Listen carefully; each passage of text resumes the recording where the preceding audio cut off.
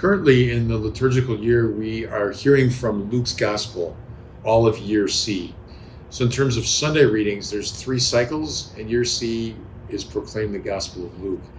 Weekday Mass readings, we just moved into Luke as well, as we move from here until the end of the liturgical year in November. So, we're hearing Luke at Mass both on Sundays and on weekdays. And I have to admit, Luke is my favorite Gospel, because there's many parables in Luke that appear nowhere else. And I'm thinking of the parable of the Good Samaritan, which we've heard many times. What struck me recently in praying over this parable is the fact that no one does the expected thing. So think about this. The man that falls in with robbers did not expect to fall in with robbers and be beaten and left half dead. He didn't get up that morning to make that journey thinking that would happen. So the unexpected thing happens to him. Everyone would have expected the Levite and the priest to stop and help the man. But they don't. They don't do the unexpected thing either. They pass on. No one would have expected the Samaritan to stop, because there was this enmity, this hatred between Jews and Samaritans at the time of Jesus.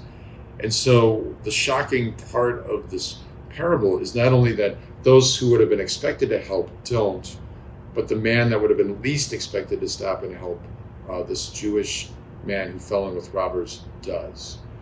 And it says to us that God oftentimes does the unexpected thing in our life.